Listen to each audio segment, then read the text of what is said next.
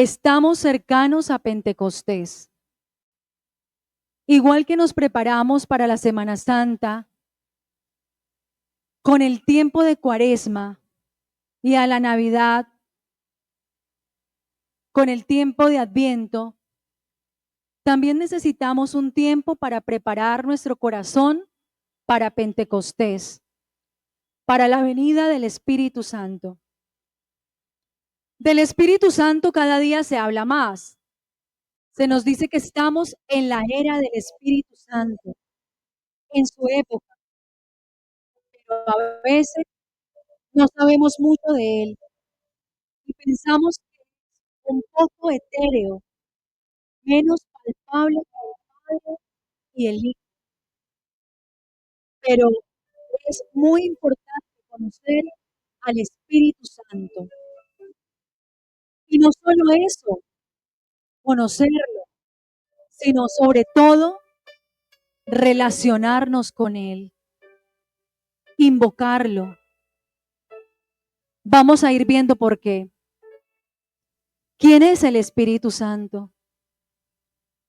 Lo primero que se nos dice es que es la tercera persona de la Santísima Trinidad. Pero esto igual nos dice poco, al menos de primeras. El Espíritu es el amor del Padre y del Hijo. Imagínense ustedes, cierren los ojos, e imagínense ustedes al Padre, cómo nos imaginamos, como lo hemos visto. Y al frente del Padre está el Hijo, Jesucristo, que ascendió al cielo. Los dos se miran y se dan un abrazo tan fuerte que de ese abrazo brota un amor inconmensurable que hace que se forme el Espíritu Santo. Porque el Espíritu Santo es el amor del Padre y el amor del Hijo.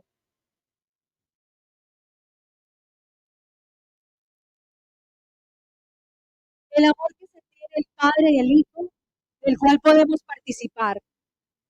El Espíritu Santo es la nueva ley prometida, es la ley interior, la ley del amor inscrita en nuestros corazones. Pero casi lo más importante es que el Espíritu Santo es el Dios que se ha quedado en la tierra, el que vive en ti, el que nos hace amar a Dios y amar a los hermanos de forma especial. Sin Él, sin el Espíritu Santo, nos dirá San Pablo, ni siquiera pudiéramos decir que Jesús es el Señor. Él nos lleva a Cristo. Sin Él no hay posibilidad, no hay comunicación, ni comunión con Dios, ni con los hermanos. Y gracias al Espíritu Santo que está en nosotros, es que podemos decir, Abba Padre, es que podemos amar a nuestros hermanos, es que podemos llegar a perdonar la falta más grave que cometen. Por eso es tan importante una verdadera conversión, porque sin una verdadera conversión, el Espíritu Santo no puede habitar en nosotros como Él quisiera, porque todos tenemos al Espíritu Santo. ¿Desde cuándo tenemos nosotros al Espíritu Santo? Desde el bautismo, desde el momento mismo en que nos echan el agüita en la cabeza, el Padre dice, yo te bautizo en el nombre del Padre, del Hijo y del Espíritu Santo. Desde ese momento ya el Espíritu Santo habita en nosotros y en la confirmación Él reafirma su poder en nosotros. El Espíritu Santo nos habita, pero cuando nosotros no tenemos una verdadera conversión, no somos capaces de dar el perdón, no somos capaces de dar ese paso para una verdadera reconciliación con Dios, el Espíritu Santo no puede hacer su efecto en nosotros. Y peor aún, si estamos con pecados graves, el Espíritu Santo sale de nosotros también. El que vive en ti nos hace amar a Dios y amar a los hermanos. En la Biblia, la primera vez que aparece el Espíritu Santo, en la Biblia, ¿cuándo es la primera vez que aparece el Espíritu Santo? En la creación. Muy bien. Acuérdense del canto que dice, en el principio, o sea que el Espíritu Santo no se creó ayer, está desde sí, porque hace parte de la Santísima Trinidad. Es en el Génesis, al principio de la Biblia, como espíritu creador. Se nos dice en Génesis 1 que la tierra era un caos y el aliento de Dios, el Espíritu de Dios, se cernía sobre la faz de la tierra. Y ahí empieza el acto creador. Dios, a través de su Espíritu, va creando toda la creación. El Espíritu Santo aparece como aquel que crea y recrea, cuya acción es capaz de dar vida. Invocar al Espíritu Santo es resurgir, permitir que Dios nos cree, nos haga nuevos, permite una nueva creación. Pero el mayor acto de la creación es cuando Dios crea al ser humano. Se nos dice que Dios modeló al hombre de barro y sopló en su nariz aliento de vida. El espíritu del hombre se convirtió en un ser vivo. Y esto es importante porque significa que el espíritu es nuestro aliento, nuestra respiración. Cada vez que respiramos al Espíritu Santo que nos da la vida. Dios respira incesantemente en el alma y el alma respira incesantemente hacia Dios. Recordar esto es tomar conciencia del don de la vida y de la importancia del Espíritu Santo. Sin Él estaríamos muertos. Cada respiración es un milagro, que significa también que el Espíritu Santo sea el aliento, el soplo, la voz. Nosotros solo podemos llegar a comunicar nuestras ideas a través del aliento, de la voz que sale de nosotros. También la palabra de Dios sigue esta ley. Se transmite a través del aliento y el soplo del Espíritu Santo. Sin el Espíritu Santo solo se percibe el revestimiento humano del mensaje. La palabra de Dios son palabras de espíritu y vida. Por tanto, solo se puede difundir a través del Espíritu.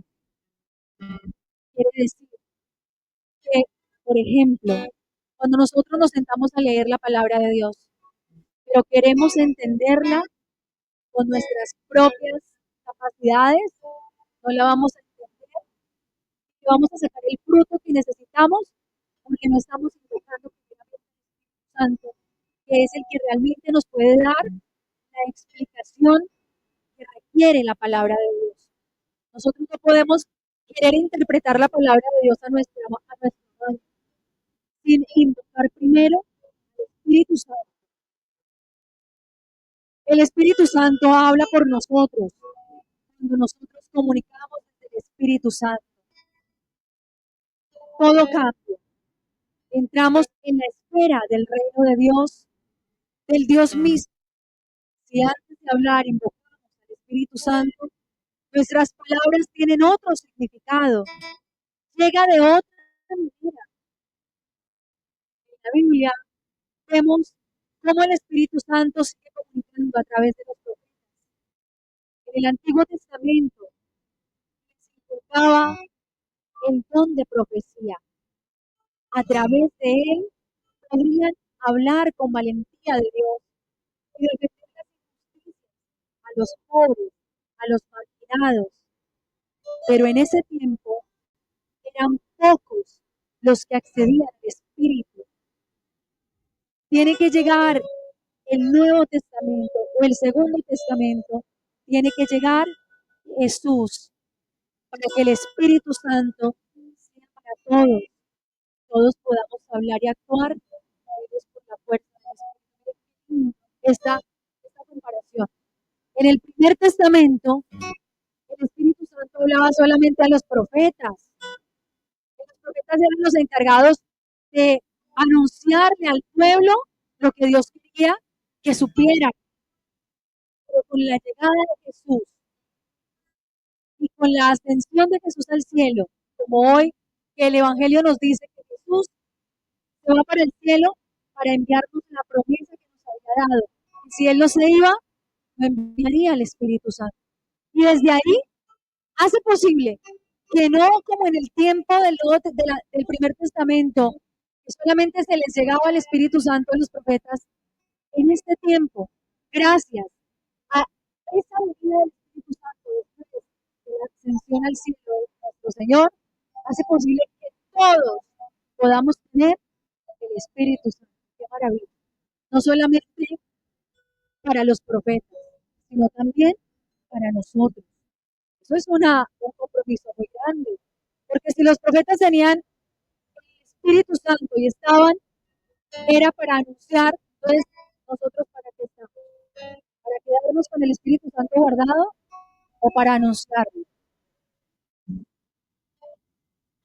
Eran pocos los que accedían a este Espíritu. Tiene que llegar el Segundo Testamento, tiene que llegar Jesús para que el Espíritu Santo sea para todos, todos podamos hablar y actuar movidos por la fuerza.